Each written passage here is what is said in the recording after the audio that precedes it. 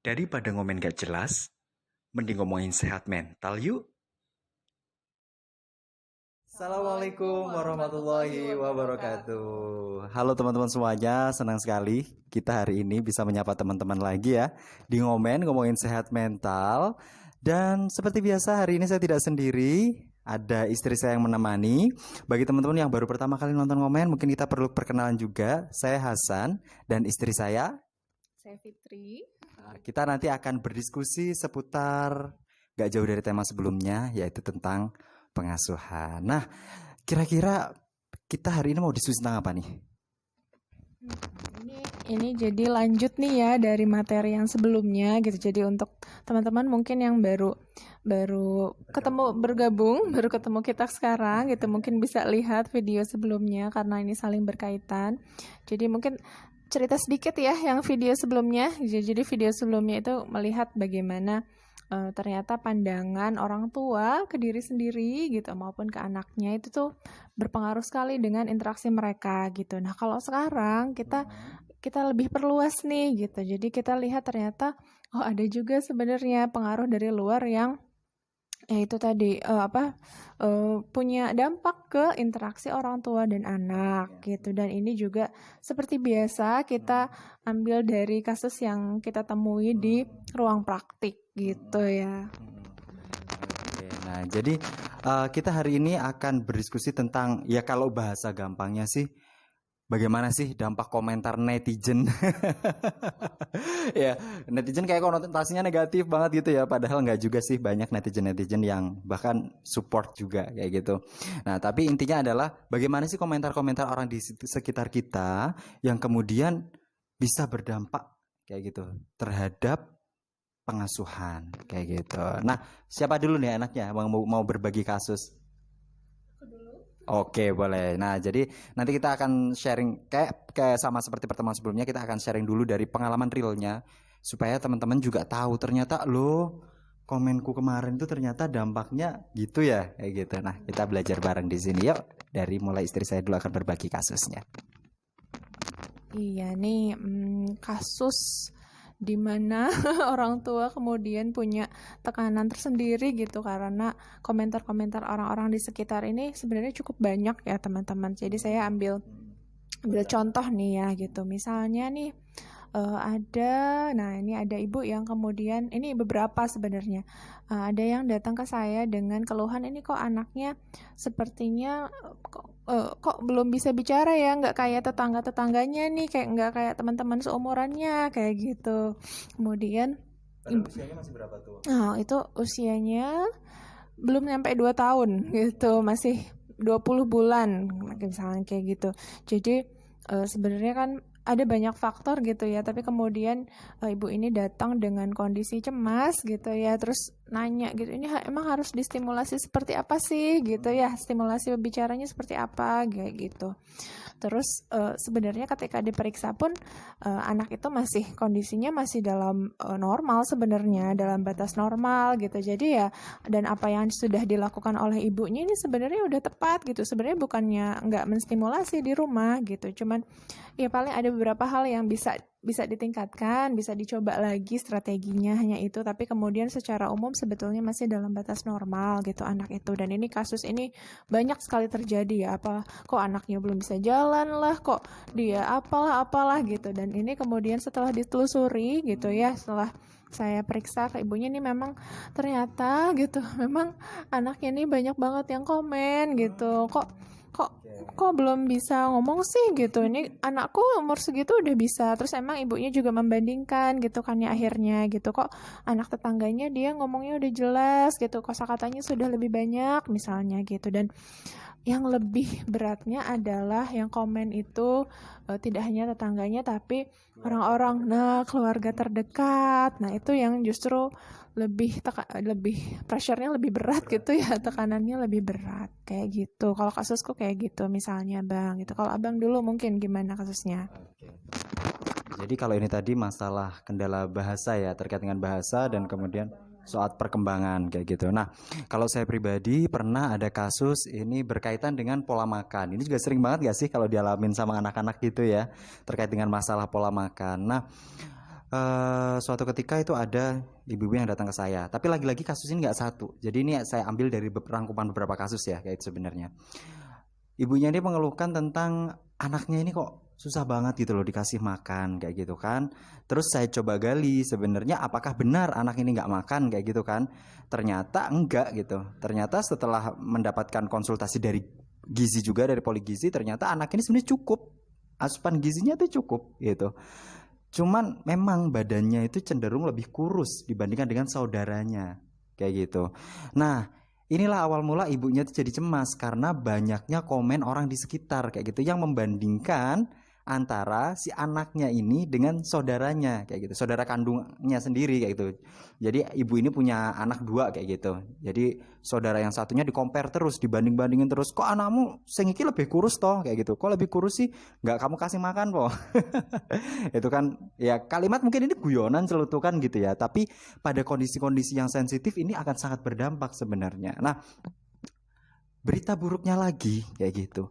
Ternyata dampak dari komen itu nggak sebatas di sini kayak gitu loh teman-teman. Ternyata setelah saya telusuri lagi, intinya ibu ini datang ke saya dengan keluhan ya selain cemas tadi ya nangis-nangis setiap malam itu sering nangis kayak gitu ya, ada keluhan tambahan-tambahan yang lain kayak gitu, keluhan-keluhan ya gambaran-gambaran awal gejala depresif walaupun saat itu belum ditegakkan gangguan depresi kayak gitu, tapi ada kondisi yang sangat membuat ibu ini tertekan kayak gitu.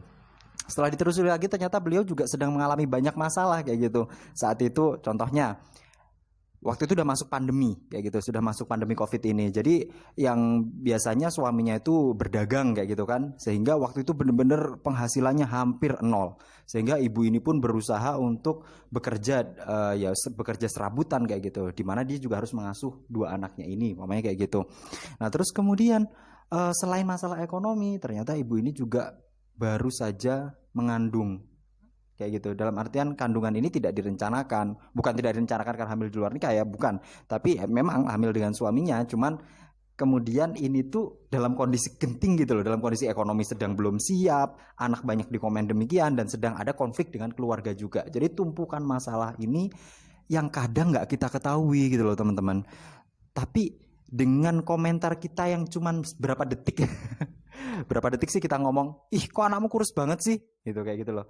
Itu berapa tadi? 1, 2, 3 detikan kayak gitu. Ternyata itu tuh bisa menjadi akumulasi tambahan kayak gitu buat beban-beban masalah dia yang lain kayak gitu. Dan kita nggak pernah tahu kayak gitu loh. Ternyata ya memang dia juga sedang dalam masalah ekonomi yang drop gitu, sehingga rasa berdayanya itu semakin drop ibu ini kayak gitu. Jadi karena komen tadi dia ngerasa bahwa ya dia emang nggak bisa ngerawat anak, nggak bisa ngasih makan anak, bahasanya kayak gitu jadi muncul. Dan akhirnya apa? Akhirnya adalah kecenderungan menuju ke arah depresifnya itu waktu itu sangat kuat kayak gitu ya. Untungnya bagusnya beliau melek untuk mencari pertolongan profesional. Nah ini untungnya untuk beliau sih saat itu gitu. Nah bayangin kalau ini tuh terjadi di kampung nun jauh di Mato kayak gitu ya, yang bener-bener jauh banget kayak gitu, yang jauh untuk akses profesional dan ada banyak pengalaman seperti ini. Bayangin berapa banyak ibu yang menangis di malam hari kayak gitu ya, karena komen-komen tajam ini kayak gitu sih kayak gitu. Aduh iya nih, jadi berat banget itu ya, sampai kemudian gejala-gejala depresinya sampai muncul gitu. Kalau kita dengar ceritanya ya make sense mungkin ya Bang ya gitu, karena tekanannya luar biasa gitu. Dan tadi berarti komennya itu berpengaruh banget ke kesehatan mental ibunya gitu nih ya. Jadi kalau kasus saya ibunya jadi cemas, jadi aduh masih kurang apalagi gitu ya. Dan kalau kasusnya Abang tadi jadi tertekannya jadi lebih ke depresi misalnya, ini memang kasus ekstrim juga ya Bang ya gitu. Dan selain itu juga kalau di kasusku jadinya memang ketika berinteraksi ke anak jadinya lebih dia juga kayak kekejar-kejar gitu, kayak terburu-buru gitu. Dan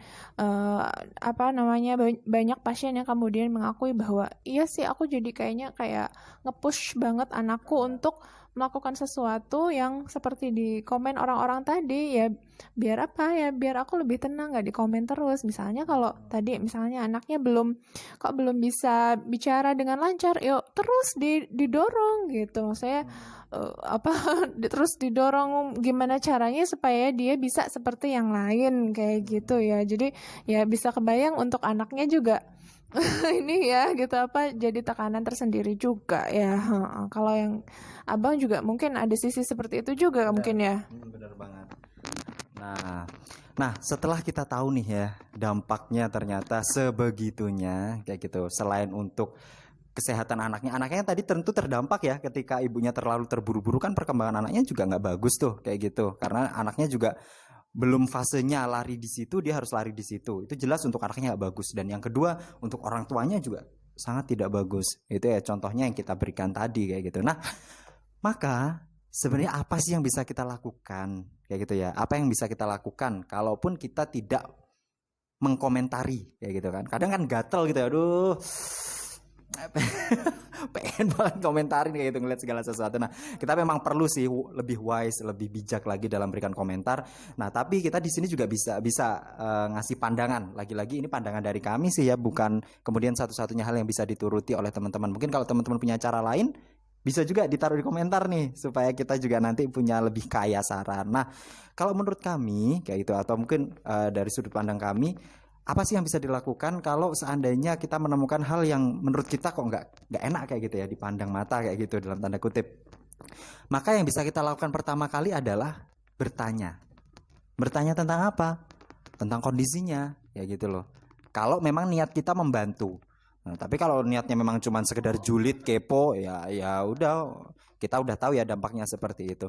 Tapi kalau memang niat kita membantu, maksudnya kadang kan kita gini nih, kita julid atau komen, terus rasionalisasinya adalah atau membuat alasan bahwa loh, aku kan pengennya niatnya bantu kamu kayak gitu, makanya aku kasih komen kayak gini biar kamu segera dapat pertolongan kayak gitu. Ya oke, kita terima niat baiknya ya. Cuman kadang niat baik tidak disertai dengan cara yang baik pun itu juga akan tidak akan terlalu berdampak, justru akan menimbulkan dampak yang sebaliknya kayak gitu. Nah, maka di sini salah satu saran dari kami adalah teman-teman bisa kok dengan tanya kayak gitu. Kita tanya kondisinya sebenarnya, umpamanya kayak Mbak, aku kemarin ngelihat anakmu itu kok kayaknya lemes, umpamanya kayak gitu, lagi sakit po kayak gitu. Gitu. Apa yang sudah Mbak lakukan? Nah, ini juga poin penting kayak gitu. Mamanya kayak setelah kita tahu kondisinya, kita tanya dulu apa sih yang sudah diupayakan oleh mereka kayak gitu. Supaya apa? Supaya kita tahu, nggak asal judgement gitu loh, nggak asal ngasih penilaian. Wah, aku kemarin anakku kayak gitu juga udah tak gini-giniin dan bisa sembuh. Nah, padahal kan semua kondisi tidak bisa disamakan kan kayak gitu. Maka kita bisa nanya dulu sebenarnya apa yang sudah dia lakukan. Nah, setelah kita tahu apa yang dia lakukan, ya kita apresiasi juga kayak gitu. Oh, jadi ini ya, kamu kemarin udah periksa ke dokter kayak itu, sudah kasih obat. Oh ya sudah kayak gitu ya, semoga segera sembuh kayak gitu. Itu sudah lebih dari cukup kayak gitu loh, dengan kita tanya dan kemudian kita mencoba untuk mengapresiasi usaha-usaha dari orang yang sudah dilakukan. Nah, kalau mamanya kita memang punya saran atau solusi, boleh disampaikan kayak gitu. Tapi caranya gimana? Caranya adalah mengawali dengan, ya kalau bahasa kita kayak I language gitu ya. Jadi menggunakan sudut pandang aku. Mbak, kalau menurutku gimana kalau kayak gini? Ini pengalamanku aja sih Mbak, kayak gitu. Itu bisa kayak dilakukan kayak gini, kayak gini. Kalau menurut Mbak gimana? Jadi ya kita tetap mengembalikan kepada orang yang sedang punya masalah ini, kayak gitu. Tetap kepada ibu yang memang sedang menghadapi anaknya ini, kayak gitu. Supaya ibu ini juga merasa terbantu, kayak gitu. Supaya merasa bahwa solusi yang Anda berikan bukan tuntutan, tapi ini adalah sebuah pilihan ataupun tawaran. Gitu sih, itu poin-poin yang mungkin bisa dicoba oleh teman-teman kalau memang itu. Ada tambahan nggak? Jadi ini mungkin kalau aku tadi dengerinnya gitu ya, kalau misalnya memang kita nanya dulu gitu ya, kita pastikan dulu dia butuh dibantu atau enggak, butuh saran atau enggak gitu. Maka kemudian kebayangnya gitu ya, ibu yang kita tanya itu justru malah oh iya aku ternyata nggak sendirian loh gitu, ada orang yang peduli dengan masalahku gitu, ada yang mau ngebantu gitu misalnya gitu. Jadi bisa jadi gitu, itu kan mungkin bisa jadi udah jadi bahan pikiran gitu ya gitu, oh jadi ada teman sharing gitu ya. Jadi mungkin dengan upaya seperti itu gitu ya, kita bisa sedikit meringankan bebannya ibu tadi gitu. Misalnya tadi kasus yang abang ini kan, wah, Insya Allah gitu ya, mungkin dia udah banyak berjuang sendiri gitu ya, gitu ngerasa semuanya diambil sendiri. Mungkin bisa jadi mau cerita ke suami juga udah sama pusingnya gitu ya, kayak gitu. Jadi ini upaya yang sederhana gitu ya, tapi bisa jadi sangat berarti pada saat itu gitu. Jadi kita menunjukkan perhatian kita, tapi kemudian kita juga nggak maksa gitu ya, gitu. Ini tetap pilihan gitu, dan kita cuma ngasih pendapat gitu mungkin. Nah, itu dia tadi teman-teman bahasan kita hari ini ya. Menurutku ini cukup menarik untuk kita bahas karena memang coba deh teman-teman lihat lagi di sekitar ya. Atau mungkin di sini ada juga yang ibu-ibu atau bapak-bapak yang sedang mengasuh anaknya dan pernah mengalami hal ini. Saya rasa ini akan sangat relate dengan pengalaman kita. Nah, maka itu tadi setelah kita tahu apa dampak dari komen yang cuman sekilas itu, maka sekali lagi ditekankan di sini ya, mari kita lebih berhati-hati dalam berkomentar. Dan tadi juga sudah kita berikan saran kayak gitu ya, atau masukan dari kami, sudut pandang dari kami tentang kalaupun memang teman-teman pengen berkomentar, gimana sih caranya, itu sudah coba kita berikan. Mungkin seperti itu dari istri sayang. Wah, istri sayang. Keceplosan, memang biasanya manggilnya gitu. Udah ada tambahan nggak? Masih ada tambahan? Cukup ya? Oke, kalau memang dirasa cukup, terima kasih buat teman-teman semuanya yang sudah ikut berpartisipasi dalam mengupayakan kesehatan mental masyarakat melalui pengasuhan, kayak gitu ya. Kalau kemarin kita bahas tentang ibu dan anaknya yang diasuh kayak gitu, kalau hari ini kita sebagai orang-orang yang ada di sekitar, kayak gitu ya.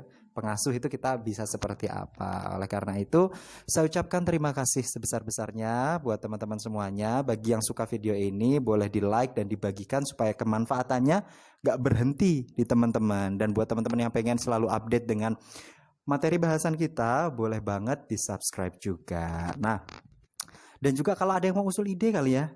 Kalau ada yang mau usul ide, boleh juga dimasukin di kolom komentar. Masukan, kritik, saran, selalu kita tunggu. Oke, mungkin gitu aja. Kalau dirasa cukup, kami ucapkan terima kasih sekali lagi. Sampai jumpa di pertemuan berikutnya. Assalamualaikum warahmatullahi wabarakatuh. Dadah.